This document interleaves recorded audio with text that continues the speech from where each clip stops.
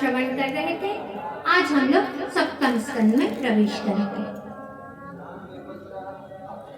राजा परीक्षित ने शुकदेव जी से पूछा कि भगवान तो समदर्शी हैं, तब वह हमेशा ही देवताओं का पक्ष लेकर दैत्यों का ही वध क्यों करते हैं? शुकदेव जी ने कहा, राजन, ऐसा ही प्रश्न एक बार युधिष्ठिर जी ने किया था नारद जी से। कब? जब रासु यज्ञ हो रहा था उस समय।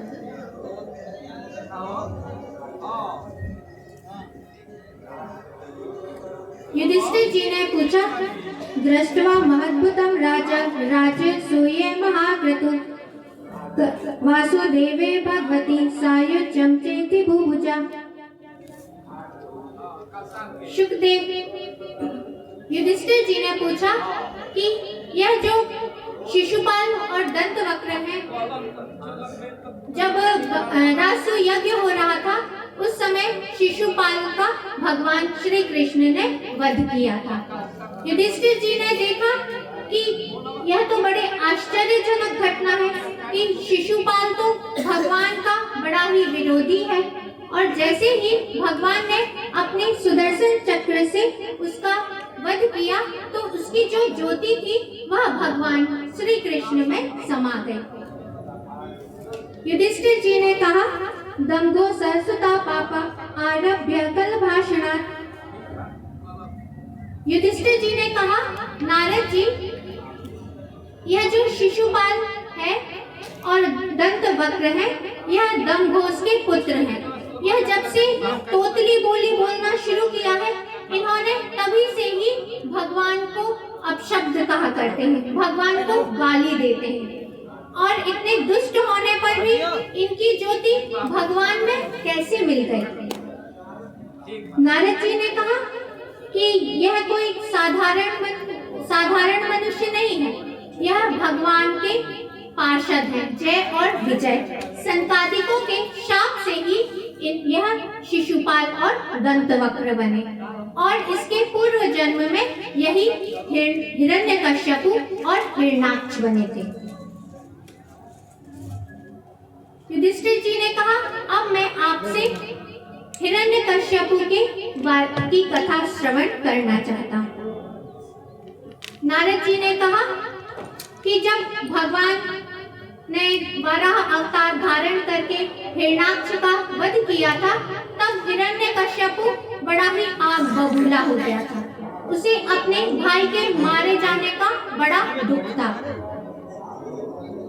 हिरण्यकश्यपु ने कहा कि यह जो विष्णु है, यह पहले तो समदर्शी था, लेकिन जैसे कि कोई छोटा बालक होता है, उसे कोई बहला देता है तो वह बालक उसी की बातों में आ जाता है। उसी प्रकार यह जो भगवान विष्णु है, यह भी उसी प्रकार हो गए हैं, और उसी विष्णु ने मेरे भाई का वध किया है, और अपने सभी जितने भी दैत्य सगे संबंधी थे, अपनी उनकी माता थी और जो हिरण्याक्ष की पत्नी थी, सभी को बुलाया और कहा कि आप लोग अब जो हिरण्याक्ष मारा गया है, इसकी मृत्यु का शोक ना करें, क्योंकि अभी मैं अपने इस शूल से उस विष्णु का वध करूंगा, और फिर अपने जो मृत भाई है उसका तर्पण करूंगा विष्णु के खून से।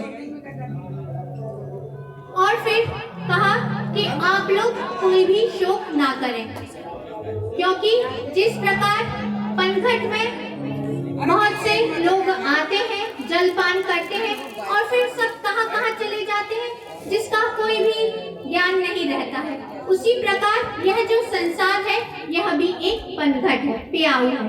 यहाँ पर सभी जीव आते हैं, कुछ देर के लिए मिलते हैं, और जब तक मिलते हैं तभी तक उनका संबंध रहता है, और फिर सब अपने अपने स्थान पर चले जाते हैं। हिरण्यकश्यपु ने कहा कि महात्मा लोग इस विषय में एक बड़ा ही कथन कहा करते हैं, बड़ी ही अच्छी कथानक कहा करते हैं। उसी नरेशो बुध राजा सुयज्ञ इति विश्रुता।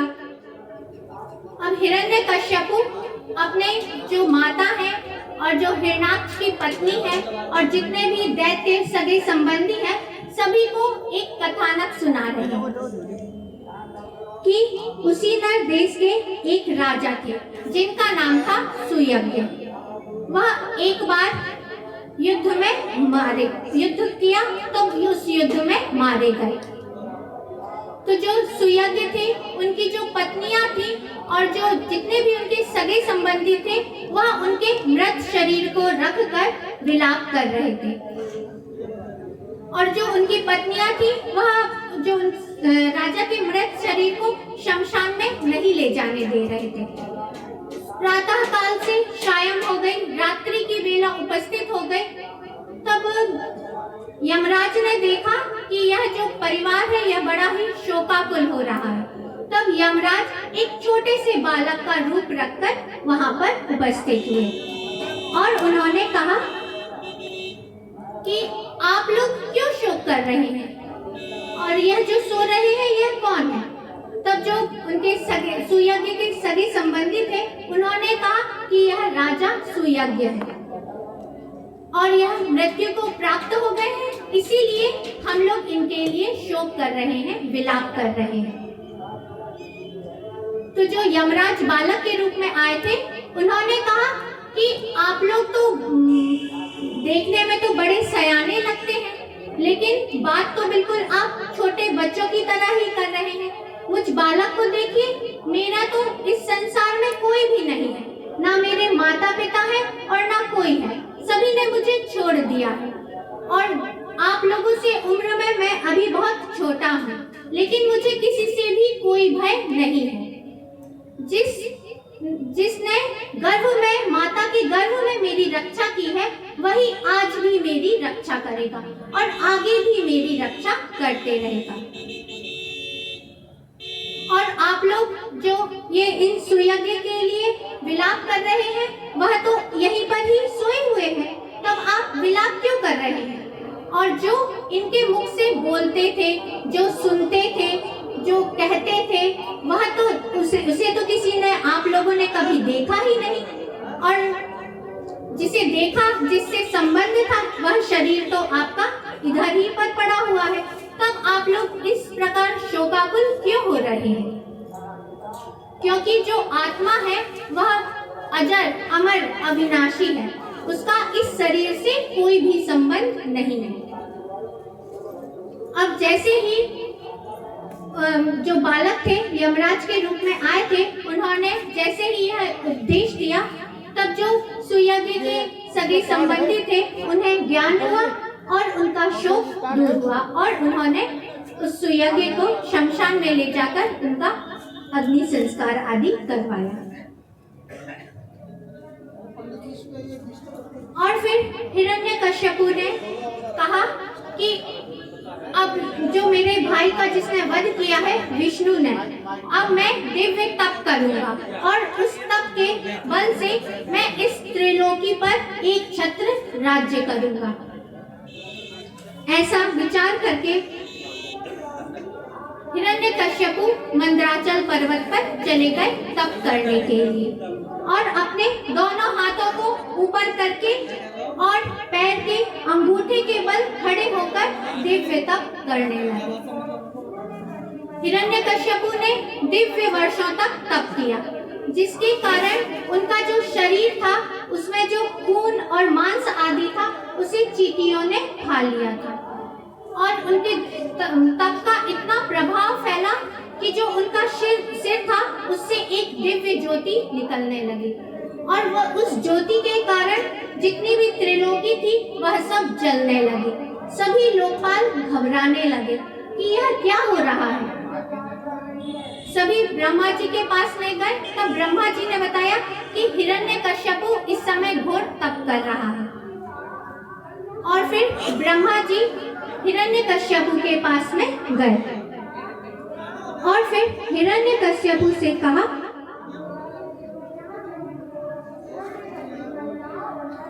उत्तिष्ठ भद्रं ते तपः सिद्धोऽसि काश्यप वर्धो हामनु प्राप्तो विप्यतामीप्सितो वरम्। ब्रह्मा जी ने कहा कि बेटा हिरण्यकश्यपु, जागो, हम तुम्हारे तप से प्रसन्न हो गए हैं। अब हिरण्यकश्यपु का तप विरत हुआ और फिर ब्रह्मा जी ने अपने कमंडलू से जल लिया और हिरण्यकश्यपु के ऊपर छिड़का, जिससे हिरण्यकश्यपु का जो शरीर था वह पहले के ही समान हो गया। अब हिरण्यकश्यपु ने ब्रह्मा जी से वर मांगा।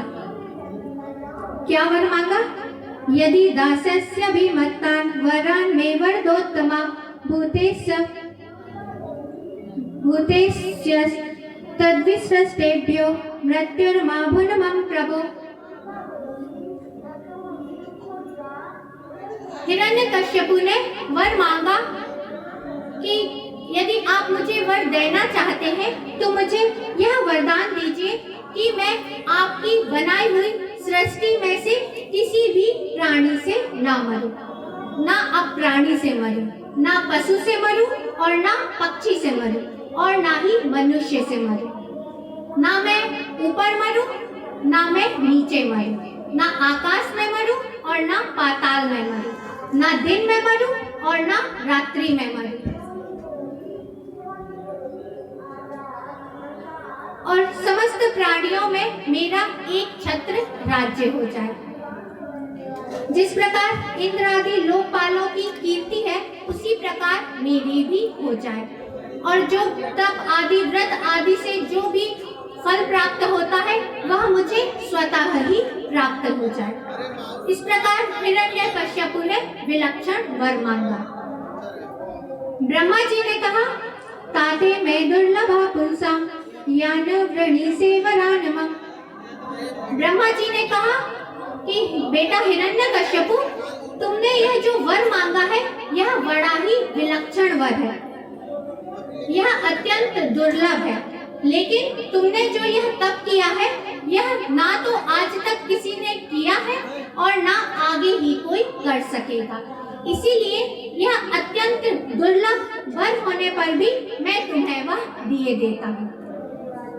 और जैसे ही ब्रह्मा जी ने हिरण्यकश्यपु को वर दिया, अब हिरण्यकश्यपु ने कठोर शासन प्रारंभ कर दिया और सभी ओर अधर्म का प्रचार कर दिया और स्वयं इंद्रासन पर जाकर बैठ गया। और ब्रह्मा, विष्णु और महेश इन तीनों देवताओं को छोड़कर जितने भी देवता थे वह सब हिरण्यकश्यपु की सेवा में लग गए। नारद जी कह रहे हैं कि मैं भी स्वयं तंबूरा बजाकर हिरण्यकश्यपु की सभा में जाया करता था।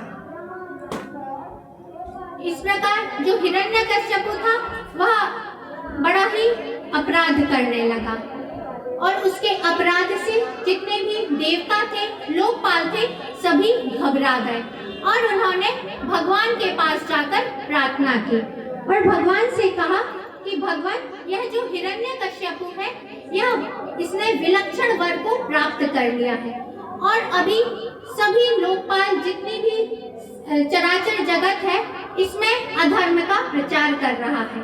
अब भगवान आप कुछ कीजिए। तब भगवान ने कहा कि देवता, अभी आप लोग ठहरिए। जब यह अपने निर्वैराय प्रशांताय स्वासुताय महात्मने, जब यह अपने निर्वैर पुत्र प्रहलाद से वैर करेगा तब इसे इतने दुर्लभ वर की प्राप्ति होने पर भी मैं इसका वध अवश्य करूंगा। और हिरण्यकश्यपु के 4 पुत्र थे कयाधु के गर्भ से, जिसमें से जो प्रहलाद जी थे वह सबसे छोटे थे लेकिन गुणों में सबसे श्रेष्ठ थे। जब प्रहलाद थोड़े से बड़े हुए, शिक्षा ग्रहण करने की जब उनकी अवस्था आई, तब वह शुक्राचार्य के पुत्र संडामर्क थे, उनके पास विद्यालय में भेजा अध्ययन करने के लिए।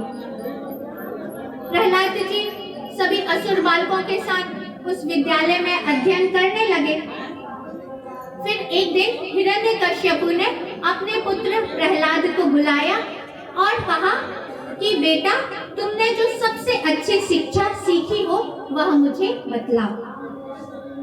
प्रहलाद जी ने कहा, तत्साधु मन्ये स्वर्वर्य देहिनां सदा समुद्विग्न धियां मसद्गृहात् हित्वात्मपातं गृहमन्धकूपं वनं गतो यत् हरिमाश्रयेत। प्रहलाद जी ने कहा कि पिताजी, यह जो संसार है यह अंधकूप है। अंधकूप कैसा है कि जो कुआं रहता है उसके ऊपर घास फूस आदि डाल दी जाती है, जिससे कि ज्ञात नहीं होता है किसी को कि आगे कोई कुआं है और लोग उस पर गिर जाते हैं। उसी प्रकार यह जो संसार है यह अंधकूप के समान है।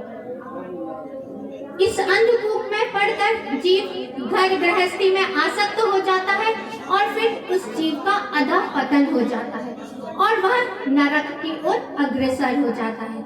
इसीलिए पिताजी, इस अंधकूप को छोड़कर आप वन में जाइए और भगवान श्री हरि की आराधना कीजिए।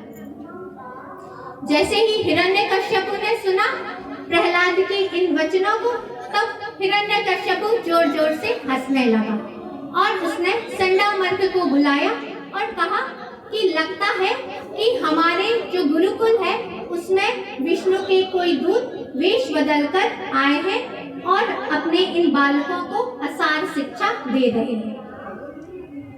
इसीलिए अब आप लोग इसे लेकर जाइए और इसे उत्तम शिक्षा प्रदान कीजिए। संडामर्क लेकर गए प्रहलाद जी को और फिर पुनः उन्हें आसुरी जो विद्याएं थी वह उन्हें सिखाने लगे। प्रहलाद जी जैसा गुरु सिखाते थे वह पाठ तो वो सीख लिया करते थे और वह उन्हें जो का त्यों सुना भी देते थे, लेकिन उस शिक्षा को वह मन से अच्छा नहीं मानते थे। फिर एक बार फिर हिरण्यकश्यपु ने अपने पुत्र प्रहलाद को बुलाया और प्रहलाद जी ने कहा अपने गुरु जी से कि जिस प्रकार चुंबक रहता है वह लोहे के पास अपने आप आकर्षित हो जाता है, उसी प्रकार मेरा यह जो मन है यह अपने आप स्वतः ही भगवान श्री कृष्ण के चरणों की ओर अग्रसर हो गया। तब जो संडामर्क थे उन्होंने क्रोध दिखाया, दंड दिया और कहा कि अब जो हम तुमको शिक्षा दे रहे हैं यही शिक्षा तुम ग्रहण कर। और फिर पुनः हिरण्यकश्यपु के पास में लेकर आए प्रहलाद जी को। हिरण्यकश्यपु ने प्रहलाद जी से कहा, यद शिक्षत गुरुर्भवान्, कि तुम्हारे जो गुरु जी ने तुम्हें सबसे उत्तम शिक्षा दी है वह तुम अब मुझे सुनाओ। और प्रहलाद जी ने अपने पिताजी का चरण स्पर्श किया, उन्हें दंडवत प्रणाम किया और फिर हिरण्यकश्यपु ने प्रहलाद जी को फिर अपनी गोद में बिठा लिया। अब प्रहलाद जी ने नवदा भक्ति का उपदेश दिया। श्रवणम कीर्तनम विष्णु स्मरणम पाद सेवनम अर्चनम वंदनम दास्यम सख्यम आत्मनिवेदनम। अब प्रहलाद जी ने नवदा भक्ति का उपदेश दिया कि पिताजी, हमें भगवान की कथाओं का ही श्रवण करना चाहिए, भगवान की लीलाओं का ही कीर्तन करना चाहिए और भगवान के का ही हमेशा स्मरण करना चाहिए और उन्हीं के पाद कमलों का सेवन करना चाहिए, उन्हीं का पूजन करना चाहिए, उन्हीं की वंदना करनी चाहिए। जैसे ही हिरण्यकश्यपु ने सुना कि यह प्रहलाद कैसी शिक्षा दे रहा है, हिरण्यकश्यपु को बड़ा ही क्रोध आ गया और वह क्रोध से आग बबूला हो गया, उसकी आंखें एकदम लाल लाल हो गई और उसने कहा कि इसे शीघ्र अपने दैत्यों से कहा कि इसे शीघ्र यहाँ से ले जाओ और इसकी मृत्यु, इसे तुरंत समाप्त कर दो।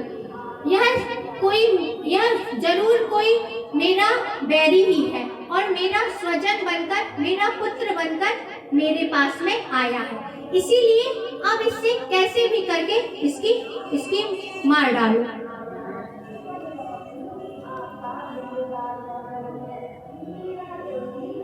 और फिर संडामर्क से कहा कि तुम लोगों ने यह कैसी असार शिक्षा दी है मेरे पुत्र को। तब जो संडामर्क थे उन्होंने कहा कि राजन, आप हमारे ऊपर क्रोधित नहीं होइए, आप क्रोध ना कीजिए, क्योंकि आपके यह जो पुत्र की बुद्धि है यह ऐसी ही बुद्धि नहीं है।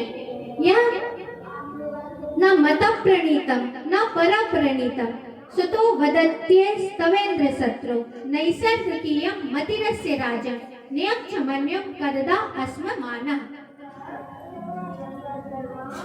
कह रहे हैं कि राजन, आप व्यर्थ में ही हमारे ऊपर दोष ना लगाएं, क्योंकि आपकी यह जो पुत्र है इसकी नैसर्ग की पूर्व जन्म की ऐसी स्मृति है, इसमें हमारा कोई भी दोष नहीं है।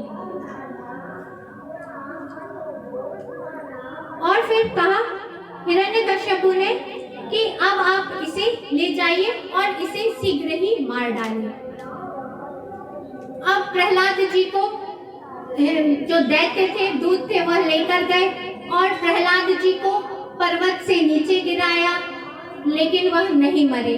आग में जलाया, पर्वत से कुचला गया, विषधर सर्प से उन्हें डसवाया गया, लेकिन उनकी मृत्यु नहीं हुई। उन्हें भोजन में विष दिया गया और उन्हें भोजन देना ही बंद कर दिया, उन्हें काल कोठरी में बंद कर दिया। समुद्र में डुबोने की कोशिश की गई, लेकिन उनका कोई भी बाल भी बांका ना कर सका। अब हिरण्यकश्यपु घबराया कि अब इसे कैसे मारा जाए। तब जो संडामर्क थे उन्होंने कहा कि राजन, अब आप चिंता ना करें, अब हमारे जब तक पिता शुक्राचार्य नहीं आ जाते हैं तब तक हम इसे वरुण पाश में बांध लेते हैं और इसे अपने गुरुकुल में ही ले जाकर इसे रखेंगे।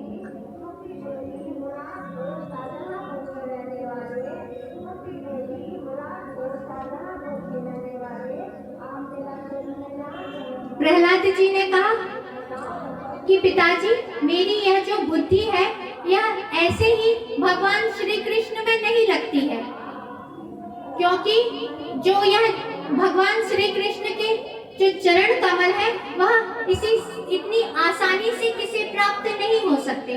भगवान श्री कृष्ण में किसी का मन किसी को देखकर या किसी के कहने पर नहीं लगता है। भगवान श्री कृष्ण में मन तो केवल महीयसा पादरजोभिषेकं निष्कंचना न व्रणीत यावत्, कि जो लोग महापुरुषों के चरण रज में स्नान नहीं कर लेते हैं, संतों के चरण रज में स्नान नहीं कर लेते हैं, उनकी बुद्धि कभी भी भगवान श्री कृष्ण के चरणों में नहीं लग सकती। इसीलिए जब तक किसी महापुरुष के, किसी संत के चरण रज में स्नान ना कर लिया जाए, तब तक यह जो बुद्धि है यह शुद्ध नहीं होती है। और जैसे ही बुद्धि शुद्ध हो जाती है तब भगवान श्री कृष्ण के चरण कमलों की प्राप्ति हो जाती है। और जो संडामर्क थे वह प्रहलाद जी को वरुण पास में बांधकर लेकर गए और फिर जो संडामर्क थे वह कुछ गुरुकुल के कार्य से कहीं बाहर चले गए। अब जो दैत्य बालक थे उन्होंने प्रहलाद जी के पास आए और प्रहलाद जी से कहा कि चलिए अब हम लोग खेल खेलते हैं।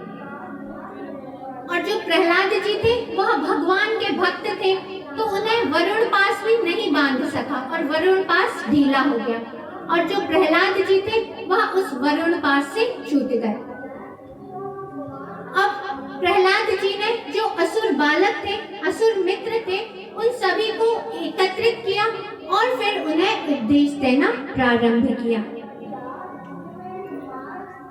प्रहलाद जी ने कहा, कौमार आचरेत प्राज्ञो धर्मान् भगवतानिह दुर्लभम मानुषम जन्म तादव्य ध्रुवमर्थदम्।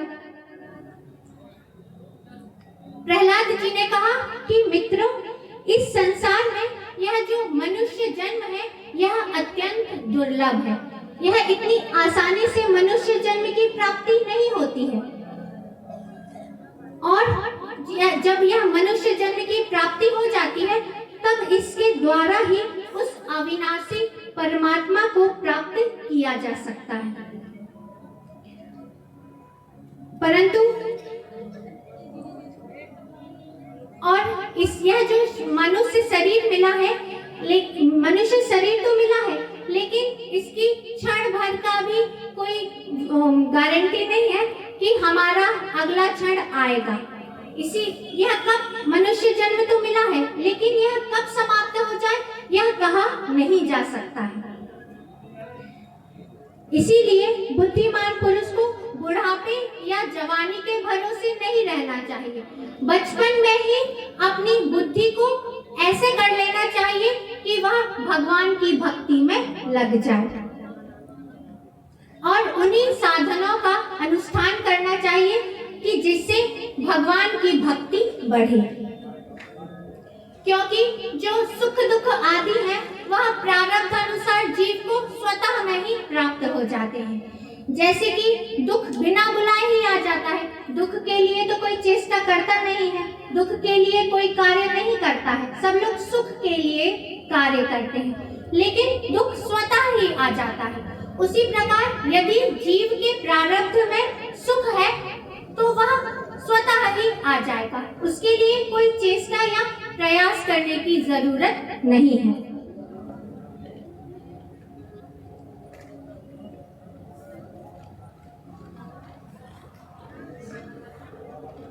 तब असुर बालकों ने कहा कि प्रहलाद, तुम्हें यह जो शिक्षा प्राप्त हुई है यह किससे प्राप्त हुई है? क्योंकि जो हमारे गुरुजी हैं वही तो तुम्हारे गुरुजी हैं। जो शिक्षा हमें प्राप्त होती है वही तो तुम्हें प्राप्त होती है। तो फिर तुम्हें यह जो शिक्षा मिली है यह तुम्हें कहां से प्राप्त हुई?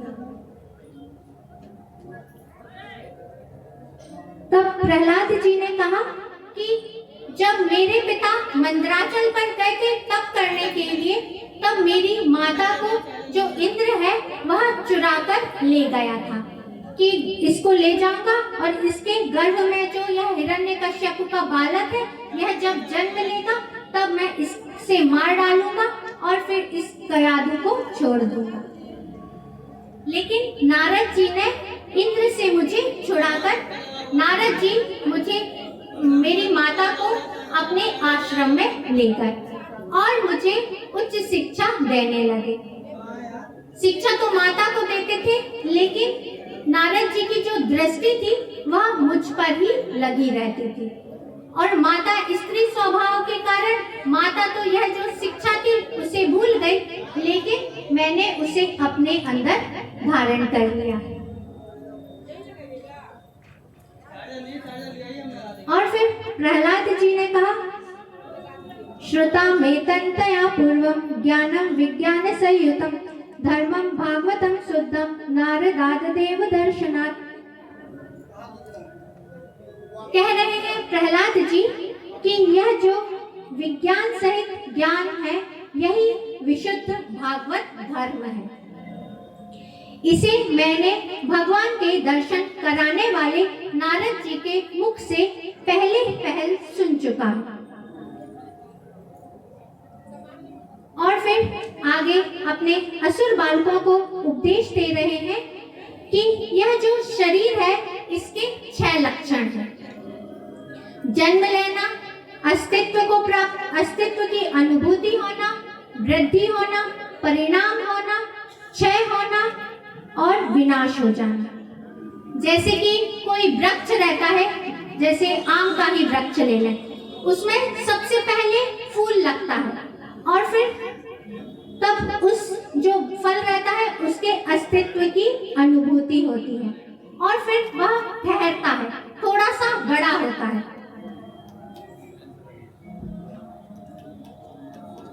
फिर उसकी वृद्धि होती है, फल धीरे धीरे बड़ा होने लगता है, तब उसकी वृद्धि होती है और फिर वह परिणाम को प्राप्त हो जाता है।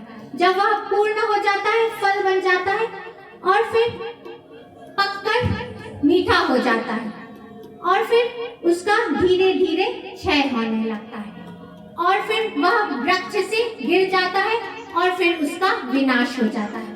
उसी प्रकार इस शरीर की भी गति है और इस शरीर के 6 यही विकार बतलाए गए हैं और आत्मा का इस शरीर से कोई भी संबंध नहीं है। और फिर आत्मा के 12 लक्षणों का वर्णन किया है कि जो आत्मा है वह नित्य है, अविनाशी है, शुद्ध है, एक रस है, क्षेत्रज्ञ है, आश्रय है, निर्विकार है, स्वयं प्रकाश है, सबका कारण है, व्यापक है, असंग है, आवरण रहित है। यह इस प्रकार आत्मा के 12 लक्षणों का वर्णन किया है। प्रहलाद जी ने बताया है कि इस शरीर के 6 लक्षण हैं और आत्मा के 12 लक्षण हैं। और फिर कह रहे हैं अष्टो प्रकृत्या प्रोक्ता सब त्रय एव हि तद्गुणा विकारा षोडशाचार्य पुमाने समन्वयात्। और कह रहे हैं प्रहलाद जी कि यह जो प्रकृति है इसके 8 यह जो प्रकृति है इसके 8 तत्व बतलाए गए हैं। 8 तत्व कौन कौन से हैं? 5 तन्मात्राएं और मूल प्रकृति और महतत्व।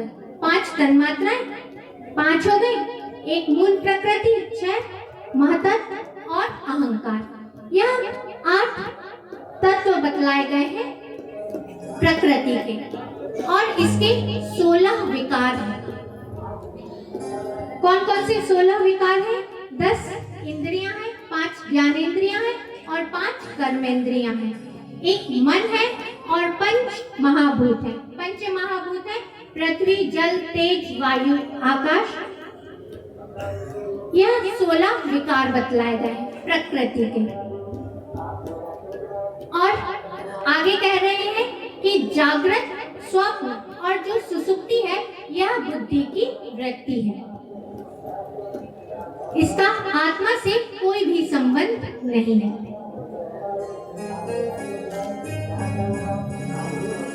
और फिर आगे कह रहे हैं प्रहलाद जी कि भगवान की इसीलिए निष्काम भाव से भक्ति करना चाहिए।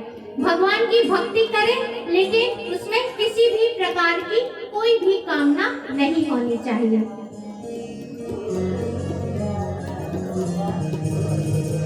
और कह रहे हैं ना दानम न तपो नेजा ना शौचम न व्रतानि च, कि भगवान को प्रसन्न करने के लिए ब्राह्मण कुल में जन्म या देवता होना या ऋषि होना यह आवश्यक नहीं है और ना ही भगवान दान से, तप से, उच्च शिक्षा से, विद्या से, व्रत आदि के पालन करने से भगवान प्रसन्न होते हैं। भगवान तो केवल और केवल निष्काम भक्ति से ही प्रसन्न होते हैं। इसीलिए भगवान की निष्काम भाव से भक्ति करना चाहिए। और जो मनुष्य का शरीर है यह इसी से परमार्थ की प्राप्ति होती है। और भगवान और परमार्थ तत्व क्या है कि भगवान की अनन्य भाव से भक्ति, यही परमार्थ तत्व है।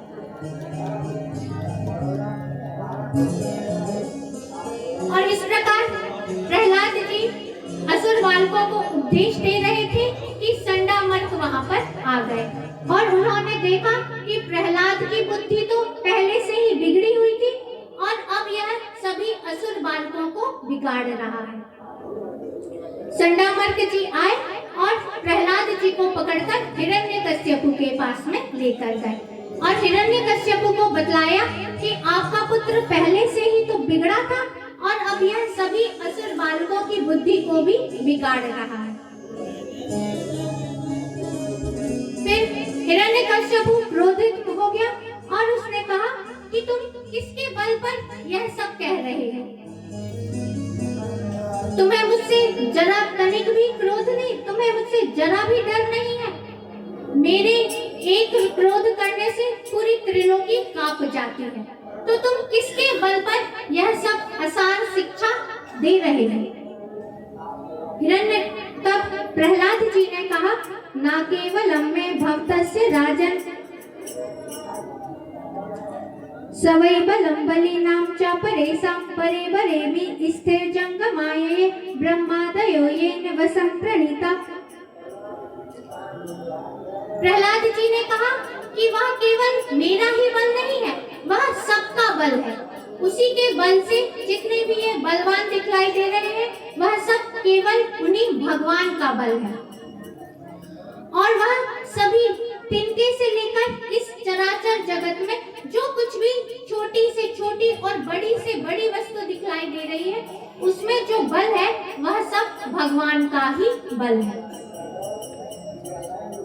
हिरण्यकश्यप को बड़ा ही क्रोध आ गया और उसने कहा कि यदि वह सबका बल है तो वह रहता कहाँ पर है? तब प्रहलाद जी ने कहा कि वह सभी जगह पर, सभी चर अचर सभी वस्तुओं में व्याप्त है। हिरण्यकश्यप ने कहा, तो क्या इस खंबे में भी है? तब प्रहलाद जी ने कहा कि हाँ, इस खंबे पर भी भगवान है। तब हिरण्यकश्यप क्रोधित हुआ और अपने सिंहासन से कूद पड़ा और अपने इस मुक्के से उस और आग बबूला हो गया और क्रोधित हो गया और कूदा और खंबे के ऊपर अपनी मुष्टिका से प्रहार किया। और जैसे ही हिरण्यकश्यप ने मुष्टिका से प्रहार किया, वह जो खंभ था उसमें गर्जना होने लगी और भयंकर गर्जना को सुनकर हिरण्यकश्यप भयभीत हो गया। ऐसी गर्जना हुई कि मानो पूरा प्रलयकालीन दृश्य ही उपस्थित हो गया है। जितने भी वहां पर उपस्थित थे सभी लोग घबरा गए और उसी खंबे में से सत्यम विधातुं निजवृत्ति भासितं व्याप्तितं च भूतेषु खिलेषु चात्मना अदृश्यतात् यद्बुद्धरूपमद्वहन् स्तंभे सभायां न मृगं न मानुषम्। और उस खंबे में से भगवान नरसिंह प्रकट हुए। बोलिए नरसिंह भगवान की जय। हिरण्यकश्यप ने देखा कि यह तो से नरसिंह के रूप में यह कौन इस खंबे में से निकल आया? कहीं यह भगवान विष्णु ही तो नहीं है? और भगवान के ऊपर अपनी गदा से प्रहार करने लगा और भगवान ने उसे झपट कर अपनी गोद में बिठा लिया। हिरण्यकश्यप ने कहा कि आप क्या कर रहे हैं? तब भगवान ने कहा कि अब मैं तेरा वध करूंगा। हिरण्यकश्यप ने कहा कि आप मेरा वध कैसे कर सकते हैं? मुझे वरदान प्राप्त है कि मैं ब्रह्मा के बनाए हुए किसी भी प्राणी से नहीं बनूंगा। तब भगवान ने कहा, मुझे देखो, मैंने ब्रह्मा को बनाया है, ब्रह्मा ने मुझे नहीं बनाया है, अब मैं तुम्हें मारूं? तब हिरण्यकश्यप ने कहा कि नहीं नहीं, ना मैं दिन में मरूंगा और ना मैं रात्रि में मरूंगा। भगवान ने कहा कि देखो, इस समय ना दिन है ना रात्रि है, यह संध्या का समय है, अब मैं तुम्हें मारूं? तब हिरण्यकश्यप ने कहा कि नहीं नहीं, मुझे वर प्राप्त है कि मैं किसी अस्त्र शस्त्र से नहीं मरूंगा। भगवान ने कहा कि देखो, मेरे पास कोई भी अस्त्र शस्त्र नहीं है, अब मैं तुम्हें मारूं? तब हिरण्यकश्यप ने कहा कि 12 महीने में से किसी भी महीने में मैं नहीं मरूंगा।